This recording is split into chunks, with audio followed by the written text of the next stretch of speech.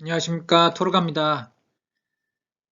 오늘은 좀 분위기를 바꿔서 언론과 관련해가지고 여러분들과 생각을 나누기 위해서 컴퓨터를 켰습니다. 요새 여러분들 언론에서 단독 기사 굉장히 많이 보시죠? 또 짜증도 많이 나시죠? 최근에 연예인 안타까운 일도 있었는데 그에 관련된 단독 기사나 또 단독이라 그래서 뭔가 대단한 게 있을 줄 알았는데 막상 클릭을 해보면 낚시질인 경우도 많고 또 같은 기사인데 언론마다 5분 차이로 자기네들이 먼저 썼다고 단독 달려 있고 이런 경우가 많아요. 제가 말씀드리고 싶은 거는 이 단독이라고 하는 거는 자기들이 그 언론사에서 국민들이 꼭 알아야 될 알 권리를 내가 충족시켜 준다라고 표면상으로는 그렇게 하는 걸 텐데 요번에 연예인 관련된 거를 들어봤을 때 연예인의 사생활이 과연 단독 거리인가, 그리고 그거를 아는 것이 응? 내가 가지지 못했던 그 알 권리를 충족하는 거고, 그거를 그게 어? 온 국민한테 알려지는 것이 거기에 부합하는 것인가, 거기에 대해서 좀 생각을 해야 될 것 같습니다. 또 요새 언론에서는 너무 단독 경쟁이 심하니까 보도 자료를 그날 배포대로 배포하기로 예정이 됐던 건데 자기가 어떻게 좀 더 빨리 구했어요. 그러면 거기다 단독을 달고 써요. 그리고 오늘 예를 들어서 오후 2시에 발표를 하기로 했는데 자기가 오후 1시쯤에 관련된 담당자랑 밥을 먹다가 그 얘기를 들었어요. 근데 엠바고를 깨고선 그냥 단독으로 하고선 써버리는 경우도 있습니다. 그냥 나는 엠바고를 깨서 한 몇 달 출입 정지 먹더라도 난 이걸로 터트리겠다. 근데 사실 국민 입장에서 봤을 때 그게 무슨 의미가 있어요. 그걸 어차피 조금 이따 발표 나올 건데 그걸 먼저 쓰는 게 아무 의미가 없어요. 또 요새 많은 게 뭐가 있습니까? 그냥 인터뷰 기사나 자료 기사에도 단독을 달고 써요. 그게 어떻게 단독이 됩니까? 그러면 이 세상 모든 기사 하루에 몇십만 건, 몇백만 건이 쏟아지는데 그 기사가 다 단독 기사죠. 단독이 아닌 기사가 어디 있습니까? 다. 토시 하나 다 똑같은 기사가 없는데 마침표 다르게 찍으면 단독 기사입니까? 또 중요 인물 SNS를 발췌하거나 축약한 기사인데 거기다 단독 달고선 그냥 인터넷에 쏘는 경우도 많아요. 그리고 아까 말씀드렸다시피 단독 기사를 타사에서 먼저 썼는데 그걸 확인도 안 하고 단독을 달고 내보내는 기사도 많죠. 그걸 확인했어야죠. 당연히. 쏘기 전에.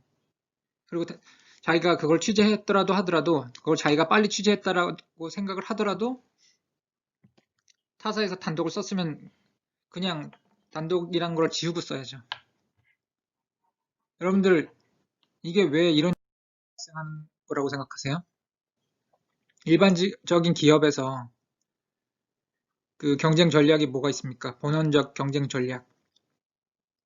경영학에서 기초로 배우는 거잖아요. 두 가지 전략으로 나눠볼 수가 있죠. 원가의 전략과 차별화된 경쟁 전략. 그러니까 원가의 전략은 뭡니까? 그러니까 그냥 큰 공장을 생각하시면 될 것 같아요.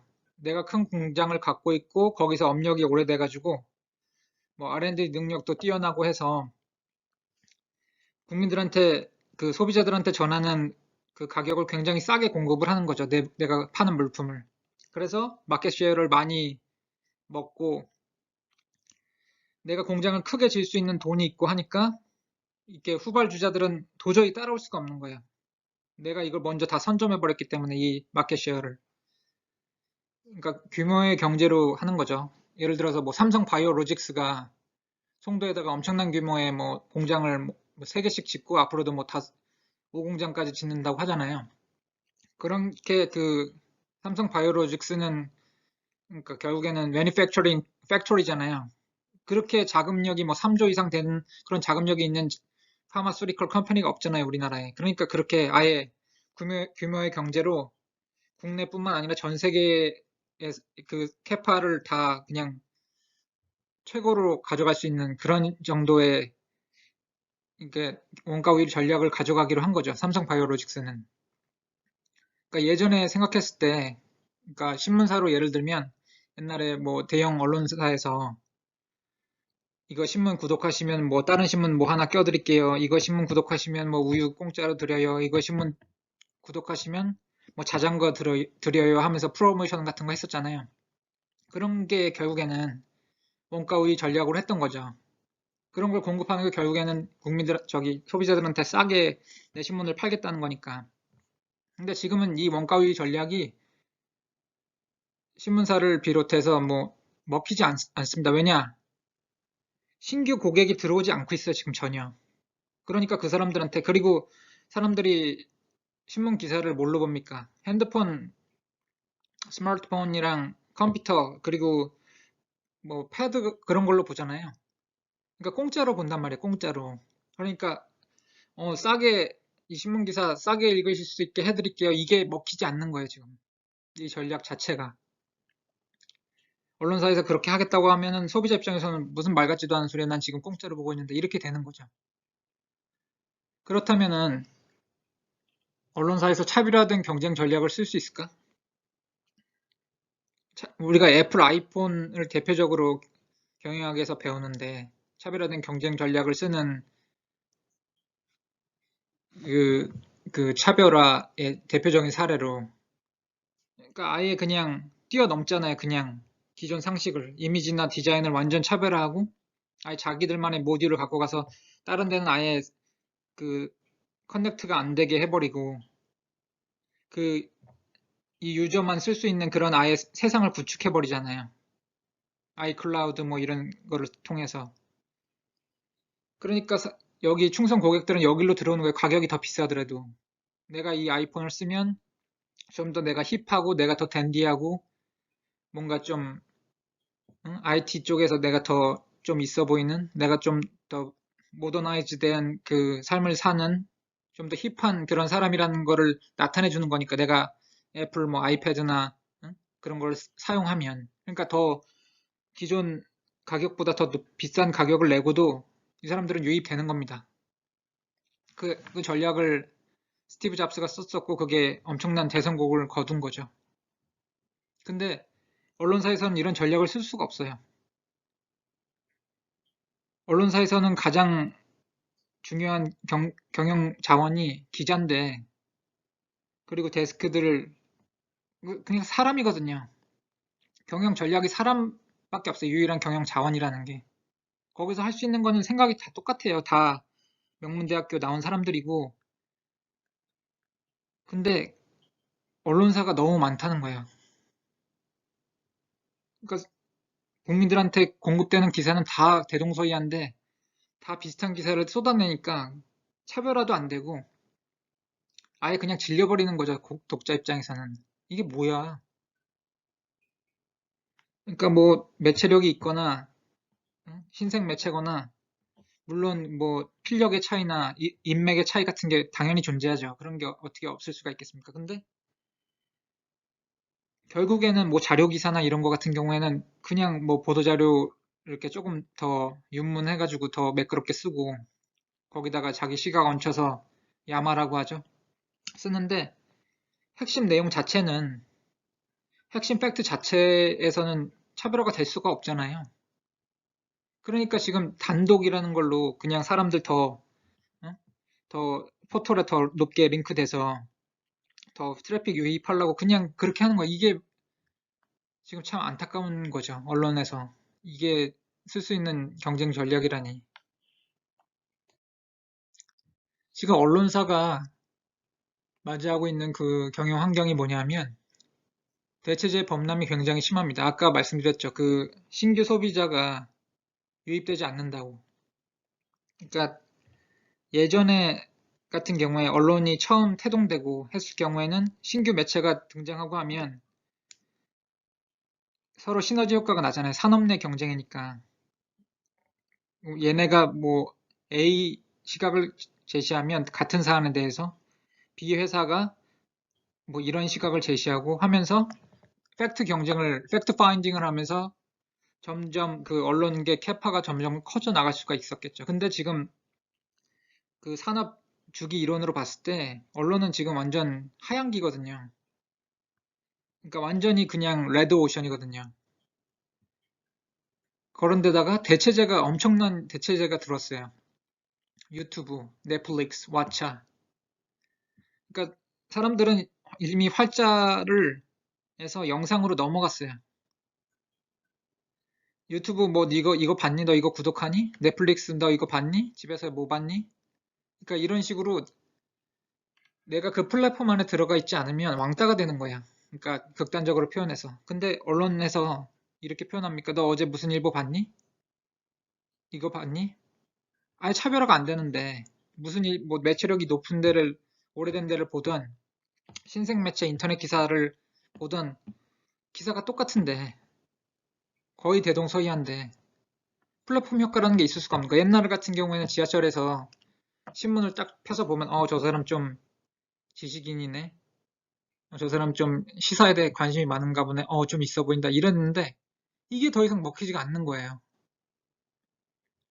그리고 지금 언론사에서 뭐 포럼이나 온라인 강의, 뭐 명사 초청 강의 이런 거 많이 하잖아요. 근데 그런 건 민간 업체에서 이미 민간 스타트업이나 뭐 원티드나 뭐 리멤버나 그리고 뭐 패스트 캠퍼스나 뭐 이런 엄청나게 많은 그 민간 스타트업들에서 그런 역할을 다 하고 있단 말이에요. 그리고 가격도 저렴해요. 근데 언론사에서 하는 포럼이나 이런 거는 가격도 굉장히 티켓 값도 비싸고 그 세계적인 석학이나 뭐 명사가 온다고 해도 그 사람들이 하는 말이 그냥 사실 뻔한 말이거든요. 그냥 유튜브에서 몇 년 전에 했던 말이랑 비슷한 우리가 테드에서 봤던 말이랑 비슷한 말 하고 가거든요. 뭐 그리고 그런 말 있잖아. 뭐 대한민국은 엄청나게 성장 전망성이 높은 나라다. 뭐뭐만 하면 엄청나게 성장할 수 있다. 그런 얘기 뭐 누가 못해요. 나도 할 수 있는데. 근데 그런 거를 통해서 언론사가 먹여행위를 하고 한단 말이에요. 그러니까 이게 뭐 수지가 나올 수가 없는 거죠. 아까도 말씀드렸듯이 그 산업 내 경쟁은 예전에 그 언론사가 태동했을 땐 전체 시장 파이를 뭐 크게 하는 효과가 있었지만 긍정적인 시너지 효과가 유튜브나 넷플릭스나 뭐 이런 애들이 새롭게 유입되면서 산업과 경쟁이 벌어지면서 지금 언론사는 엄청나게 지금 치명타를 원투펀치를 맞고 어퍼컷까지 맞은 겁니다. 그리고 또 한 가지 추가해서 말씀드리고 싶은 거는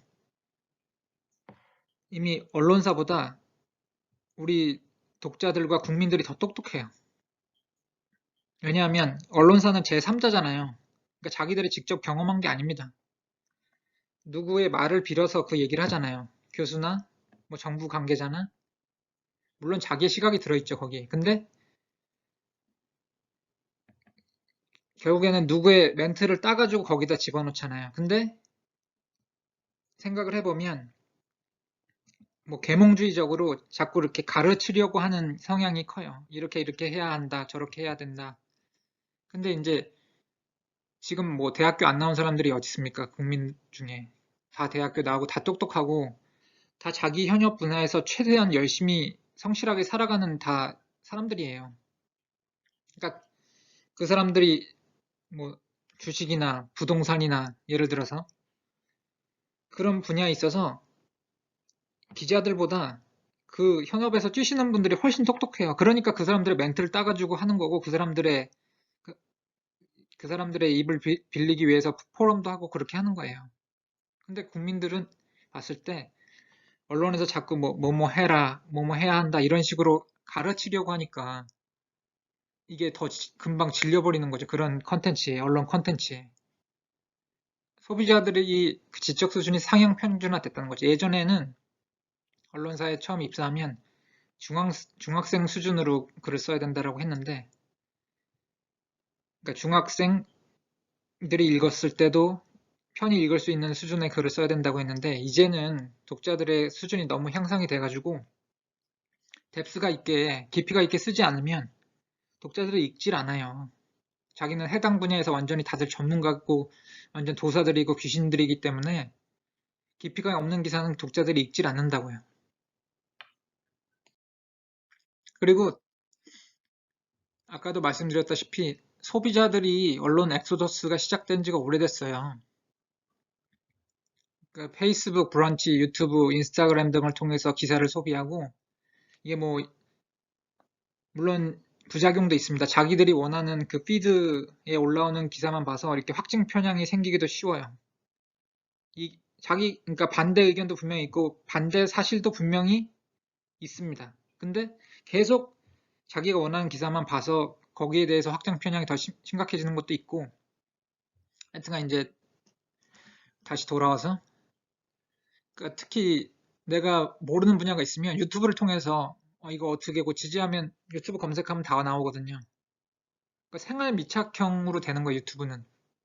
내가 영상 제작하고 싶어? 내가 뭐 하고 싶어? 그러면 유튜브 찾으면 다 나와요. 이미 다 누가 찍어서 올렸어. 물론 그 안에서 뭐 페이크 뉴스도 굉장히 많고 음모론도 굉장히 많습니다. 특히 음모론을 통해서 조회수를 이렇게 높이려고 하는 사람들도 굉장히 많더라고요. 근데 이제 지금은 그런 걸 얘기하는 시간이 아니니까. 그러니까 기업 입장에서도 소비자들이 영상 쪽으로 다 대이동을 하고 있는데 언제까지 신문이라는 플랫폼 안에 갇혀서 광고 협찬을 할 수가 없단 말이에요. 기존에는 언론사와의 관계 유지, 언론사와의 관계가 깨지면 뭐 이렇게 불합리한 기사를 쓰지 않을까 그런 우려 때문에 기존에는 그냥 광고 협찬을 유지해 줬단 말이에요. 그냥 어느 정도. 근데 이제는 그런 시대가 아니에요. 이제는 코로나 시대예요. 코로나. 지금 화이자 백신이 나왔다고 그냥 그 삼성에서 어느 정도 유효 효과를 발휘한 거 유효성을 발휘한 거지 안정성이 확인된 게 아니란 말이에요. 그게 모집군이 굉장히 작기 때문에 그리고 그 에트네시티를 다 맞춰야 됩니다. 모든 약은 인종별로 어떻게 효과가 나오는지 그게 다 달라요. 그래서 글로벌 제약사들이 다 인종별로 임상을 다 따로 하거든요. 그러니까 그게 이게 나왔으니까 우리 이제 코로나 시대 끝났어. 그게 아닙니다. 이게 그리고 코로나가 제2의 제3 코로나가 계속 앞으로 발생할 가능성이 많아요. 그러니까 앞으로 저성장 시대, 급속도로 성장하는 매출이 기업 입장에서 계속 나는 그런 시대가 아니라는 거죠. 그러니까 기업 입장에서는 사활을 걸고 매출 자기네들이 광고 집행하고 이렇게 예산 집행하는 거를 영상 쪽으로 돌릴 수밖에 없어요. 기존의 신문 쪽을 해서 줄이고. 왜냐하면 트렌드가 그렇게 가버리는데 언제까지 그거를 붙잡고 있을 수가 없잖아요.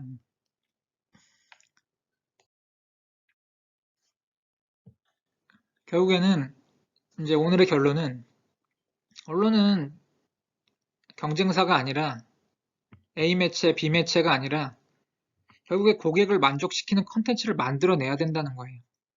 차별화된 제품을 만들어내야 된다. 차별화된 기사를 만들어내고 뭐 스토리텔링이 됐든 뭐 진짜 유명한 인터뷰 뭐 실리콘밸리의 뭐 일론 머스크를 인터뷰를 하든 애플 수장을 인터뷰를 하든 빌 게이츠를 인터뷰를 하든 그런 식으로 경천 동지할 만한 기사를 쏟아내야지 그쪽으로 사람들의 시선이 간다니까. 지금과 같은 단독 경쟁은 지금 가뜩이나 전 세계에서 거의 낮은 언론 신뢰도를 유지하고 있는데 우리 언론이 더욱더 신뢰도를 갉아먹는 역효과를 불러일으킬 수밖에 없다는 거예요. 근데 그거는 소비자가 고민할 문제는 아니고 그 소비자를 시킬 수 있는 그 해법은 언론사가 치열하게 고민을 해야 된다는 거죠. 언론사만이 갖고 있는 이 A 언론사, 그럼 A 언론사만이 갖고 있는 차별화된 우위 전략, 그것이 무엇인지. 원가 우위 전략은 어차피 말이 안 되니까 차별화된 우위 전략 그거를 창출해 내야 된다는 거죠.